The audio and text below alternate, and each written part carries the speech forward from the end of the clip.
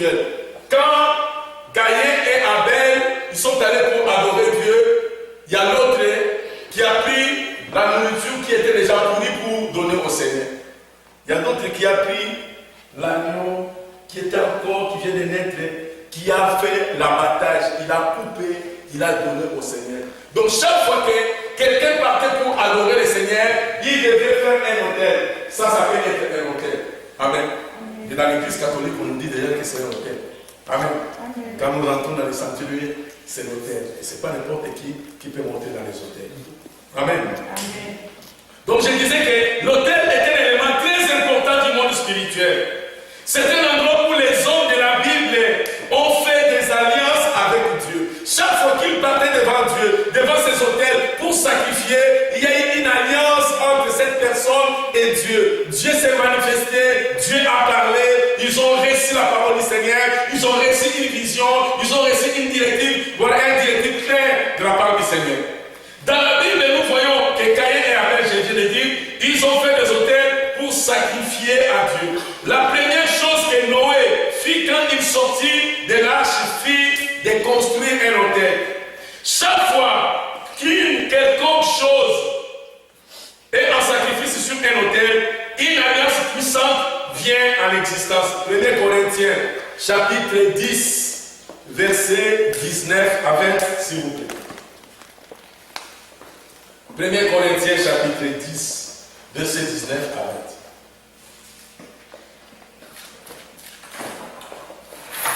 Premier Corinthiens chapitre 10, verset 19 à 20. Je veux dire par là qu'une idole ou de la viande qui lui est offert en sacrifice ont une valeur quelconque. 19, 20. Est-ce que je veux dire par là qu'une idole ou de la viande qui lui est offerte en sacrifice ont une valeur quelconque? Non, mais j'affirme que les païens sacrifices est offert aux démons et non à Dieu. Or, je ne veux pas que vous soyez en communion avec des démons. Amen. Amen. J'ai dit donc que la viande sacrifiée aux idoles est quelque chose. Ou qu'une idole est quelque chose. Nullement. J'ai dit, ce qu'on sacrifie, on les sacrifie à des démons et non à Dieu. Or, je ne veux pas que vous soyez en communion avec les démons. Amen. Dieu ne veut pas que vous soyez en communion avec les démons. Tout ce que vous sacrifiez dans les autels, ou tout ce qu'on vous a dit de sacrifier pour être une belle femme, pour être un homme fort, pour faire ceci ou cela, vous l'avez sacrifié aux démons, non à Dieu. Là où vous avez fait des sacrifices, vous avez bâti des autels.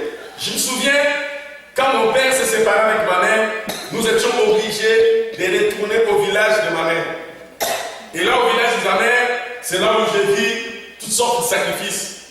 Ma petite sœur qui vient après moi, on dit qu'elle était jumeau, ou jumelle, mais elle était seule.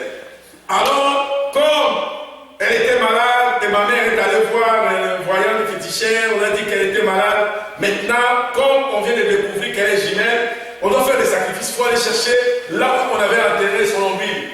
Des fois, retourner à l'hôpital général de Kinshasa et prendre toutes ces choses. Et on est allé dans le cours des chemins plus loin. On sort de là où on était pour faire les hôtels. C'est-à-dire qu'on doit enterrer son nombril, on commence à invoquer, on commence à faire les sacrifices, les vêtements rouges, les vêtements, ainsi de suite. Peut-être que vous êtes là. On a fait ça pour vous. Amen. Peut-être que vous êtes là pour vous, on a fait ça pour vous. Et vous vous interrogez, je suis dans le Seigneur, c'est juste un gros, c'est des GGD, ça ne fonctionne pas. Et quand vous lisez la Bible devient comme le livre de liturgie ou juste le livre que vous lisez. Vous ne trouvez rien dans la Bible. Ce que vous dites, vous lisez dans la Bible s'oppose à ce que vous vivez. Amen. Amen. Il ne faut pas se fâcher. La terre ou l'endroit où l'autel est situé ou est consacré, est consacré aux esprits auxquels les sacrifices sont faits. Deuxième chose, chaque fois qu'un sacrifice est fait, une alliance de sang est formée. Un autel est une table de dîner spirituel où on offre la nourriture à certains esprits. c'est une table, mais vous donnez la nourriture non pas à Dieu, non pas au Saint-Esprit, mais aux esprits sataniques. C'est ce que nous venons de lire dans la Bible, 1 Corinthiens chapitre 10. L'autel est un endroit d'abattage, comme je viens de vous le dire. Vous pouvez abattre vos problèmes. Quand les choses ne fonctionnent pas, pourquoi il ou elle ne se marie pas, pourquoi elle est allée dans les mariages, elle n'a jamais eu des enfants, pourquoi elle est allée à l'école, elle a manqué 4 fois le diplôme d'État, il faut chercher quelque chose qui ne fonctionne pas. Alors vous partez dans les hôtels pour voir les féticheurs. Chez les féticheurs, il y a un hôtel qui est là pour abattre vos problèmes. L'hôtel est un endroit d'échange spirituel. Vous échangez quelque chose. Votre vraie spiritualité, c'est que Dieu vous a créé. C'est que vous devez être en contact avec Dieu. Vous l'échangez avec une spiritualité à la personne auquel vous êtes allé pour les consulter.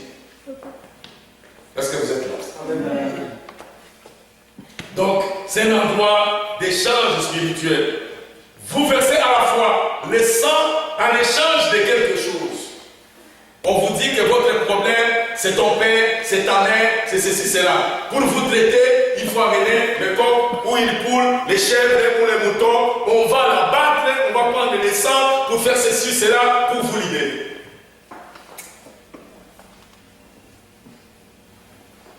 Donc vous donnez le sang en échange de quelque chose. On vous donne, vous donnez le sang, en échange de quelque chose, on vous donne quoi? On vous donne la vie que vous en avez besoin. Vous recevez, non pas la vie, mais vous recevez la mort, le corps des morts. Et une vie qui vous est donnée pour ce moment-là. Votre problème est résolu pour ce moment-là. Mais à long terme, vous transportez la mort. Amen. Amen. C'est pourquoi c'est inutile d'aller. Même ici à Montréal, il ne faut pas aller. Même ici à Montréal, qu'on ne vous dit pas aller à Ottawa, aller à Montréal, ne perdez pas votre argent pour aller chercher les astrologues. C'est rien. Allez dans la prière, cherchez Dieu. La Bible dit que vous me chercherez, vous me trouverez parce que vous me chercherez de tout votre cœur. Si vous prenez la résolution de les chercher de tout votre cœur, mes chers amis, un jour, comme disent les anglophones, one day, vous allez rencontrer Dieu. Et votre vie ne sera plus jamais la même. Je vous dis la vérité. Dieu existe et il est le numérateur de tout ce qui le cherche. Si vous prenez la résolution, vous allez le trouver quelque part. L'hôtel est un endroit de contact avec le monde spirituel. Si vous partez ou si vous étiez dans l'hôtel, c'est-à-dire vous étiez en contact avec le monde spirituel. Et le monde spirituel ne vous quitte pas parce que vous êtes venu dans le Seigneur. Merci, c'est le nom. Le monde spirituel vous quitte quand vous prenez la résolution de les confronter, de les attaquer. Vous devez partir parce que mon corps est le temple du Saint-Esprit que j'ai reçu de Dieu et que je ne m'appartiens plus à moi-même. J'appartiens à Jésus. Et dès que vous commencez à raisonner ces choses et que dès que vous entrez dans la prière, vous vous revendiquez vous-même comme appartenant au Seigneur. C'est à ce moment-là le monde spirituel que vous quittez. Un hôtel est un endroit de communion avec les idoles, avec les démons ou avec Dieu. Si vous avez bâti un hôtel chez vous, quand vous entrez dans ma chambre, 3e chambre au milieu, c'est un hôtel où j'entre dans sa chambre là pour prier.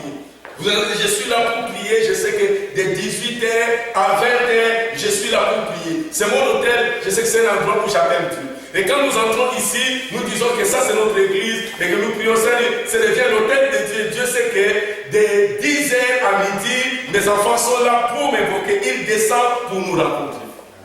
Amen. Amen. Amen. Amen.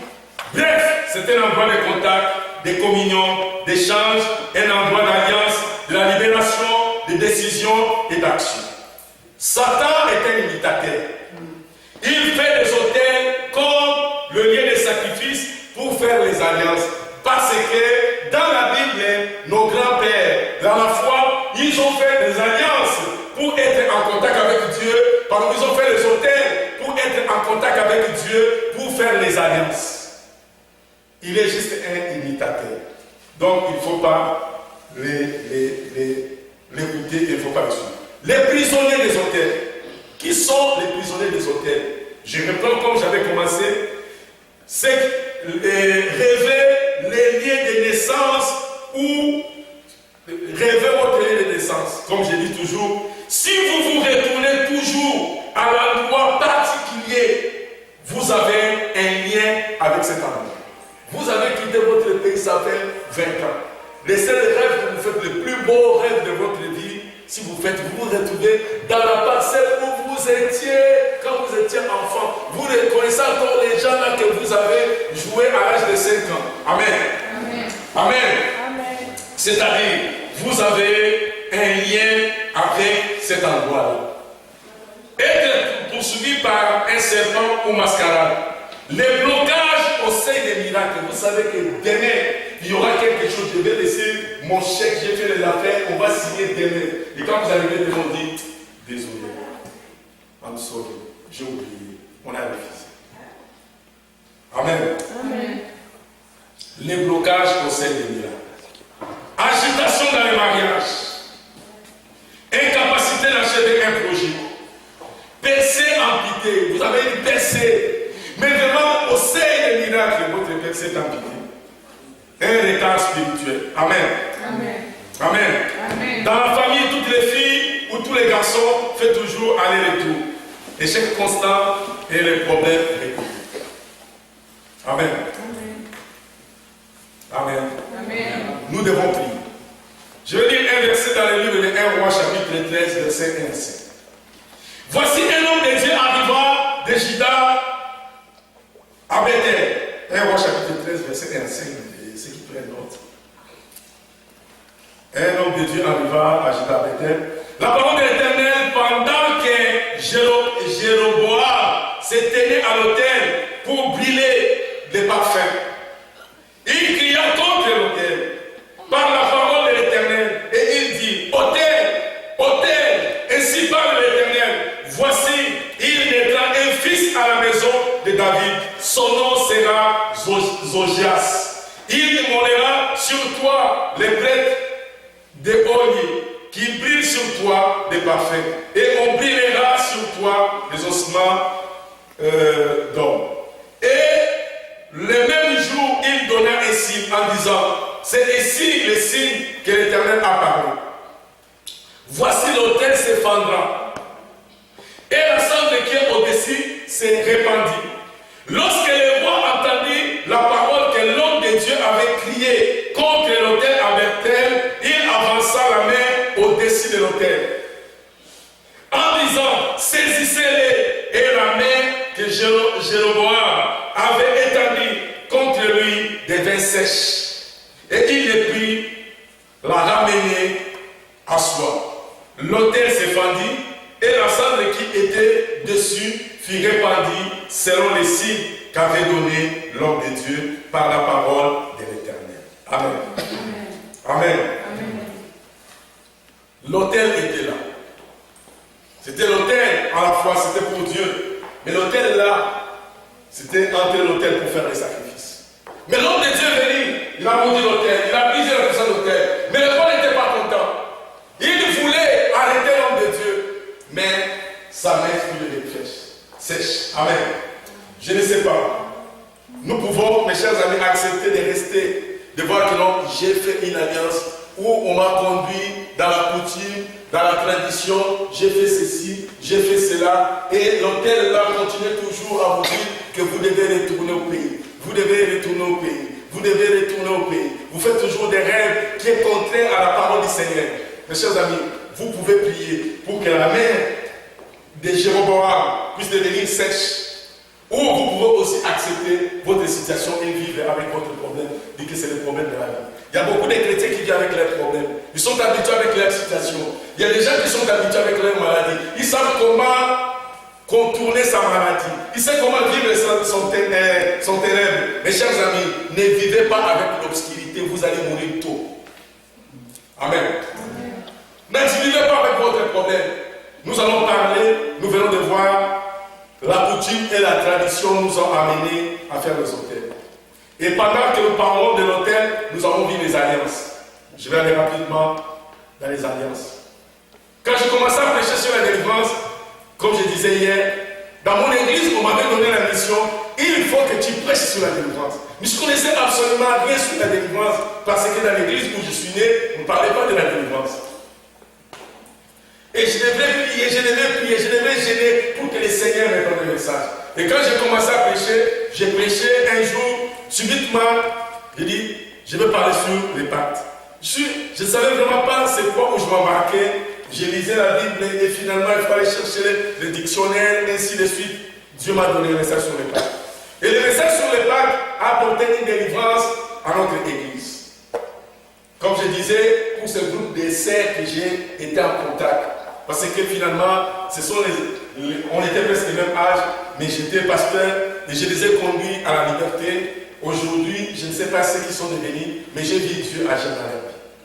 Amen. Amen. Mon message était le pacte. Et ce soir, je parle sur les pactes. Amen. Amen. Les pactes, c'est quoi?